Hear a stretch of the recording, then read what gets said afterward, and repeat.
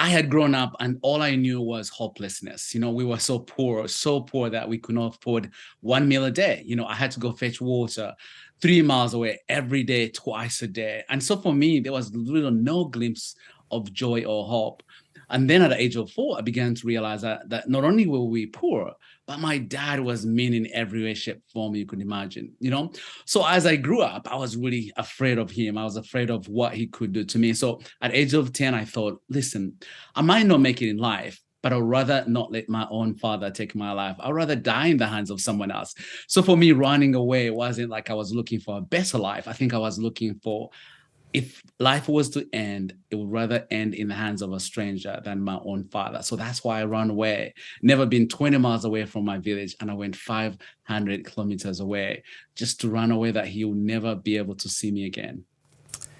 How did your upbringing, because we know that victims of abuse can deal with significant psychological, emotional issues. How did your upbringing shape your view of self, Peter?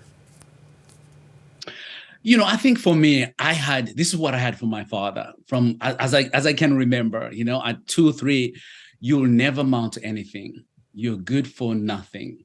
I wish you were never born so I did not have to feed you. So that's what I had from my father every day for most of my childhood.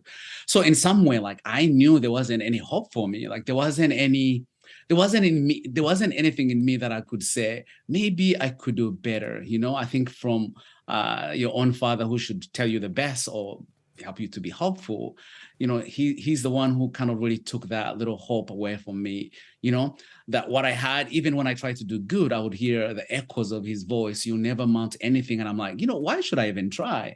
So it's amazing how what we hear or what we tell people, really how they affect on their day-to-day life. And I think for me, my father's words really affected me, that I didn't want to try or be hopeful, because I was like, if he thinks so, maybe I should not be hopeful. Maybe I should not try something. And that's really became my life, that, just miserable and hopelessness.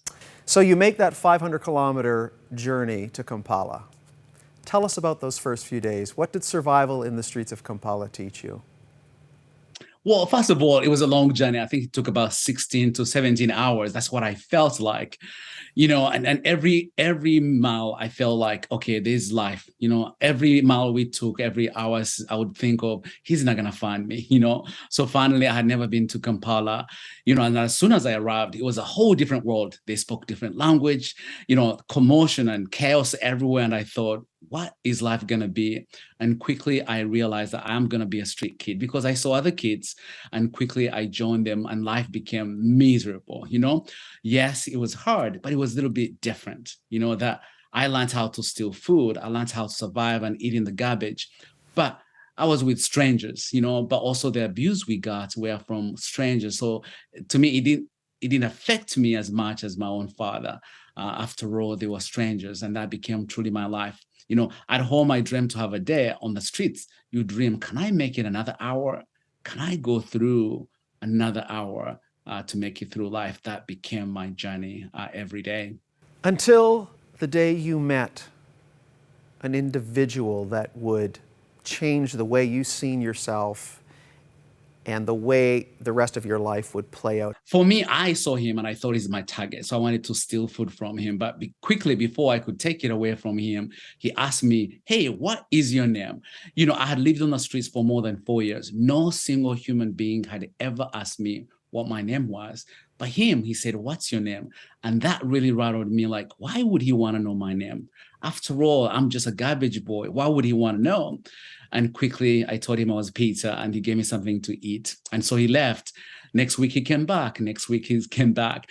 Well, his kindness also was a red flag. So most time, anyone who was kind to us was also abusive. So being kind was a little bit more of I better stay away from this guy. But he was consistent, and he fed me every day. And one day he said, Peter, if you have an opportunity to go to school, would you love to go to school? And of course, I was like, me? A street boy, a garbage and no-name kid, you want me to go to school?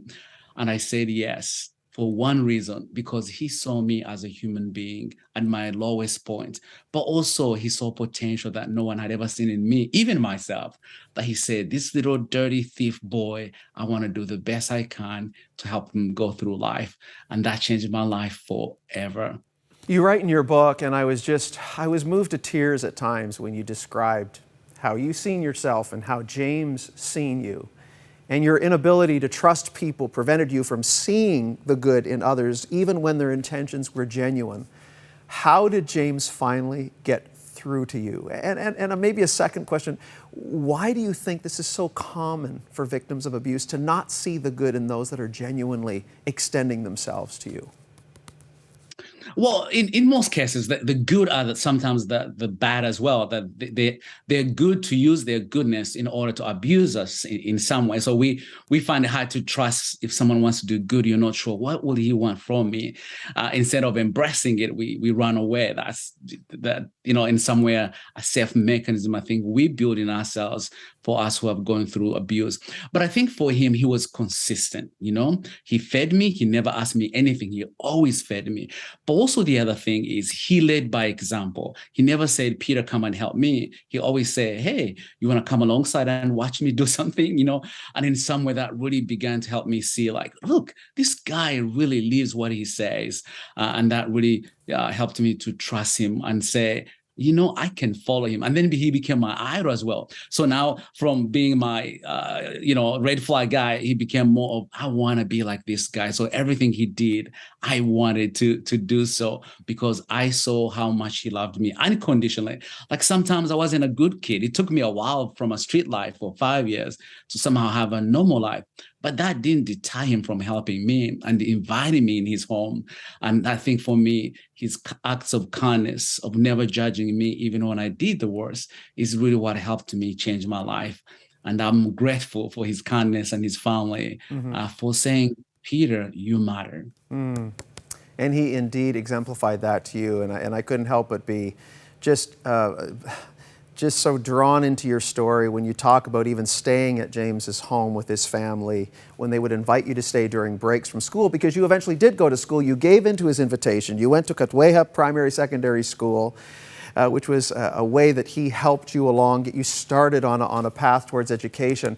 But for someone that's watching right now, Peter, someone that's being held back by their past, how did you get to that place where you could let go of things that had been spoken over you that were negative, that were harmful?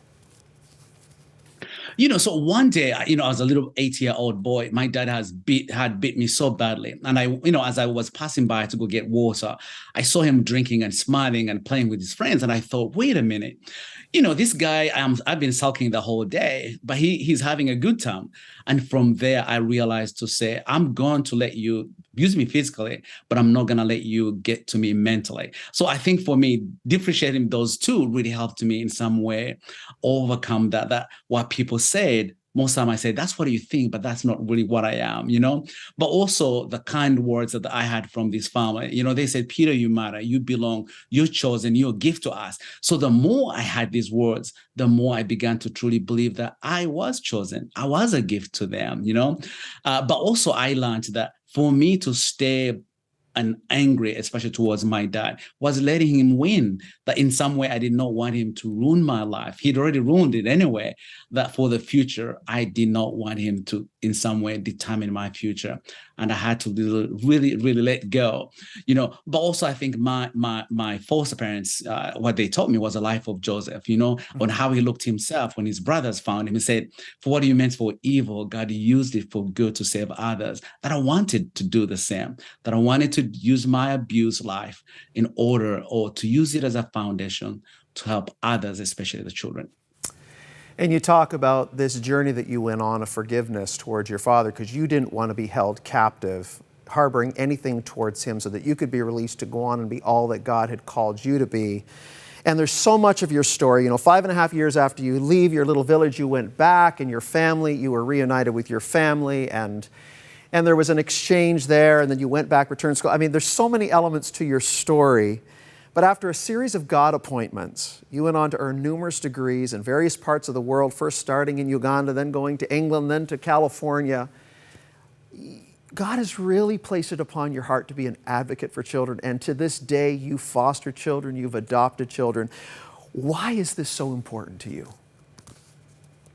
Well, to me, it's I think Luke 12:48, who much is given, much is required. Of all people, I feel I have been given millions and millions of blessings, and that I wanted to really put it forward, that I wanted to do what someone did for me, that he didn't see the worst in me, he saw the best in me. He didn't see the trauma I had to go through, but rather he saw the potential in me, that I wanted to do this, the same thing that he did for me for others as well. Again, because I have been given so much and I want to be accountable for that. But by really truly reaching out to those who are the most vulnerable, especially children in foster care, because I was one of them, and I want to be there and say, I could do it, and I think you can do it as well.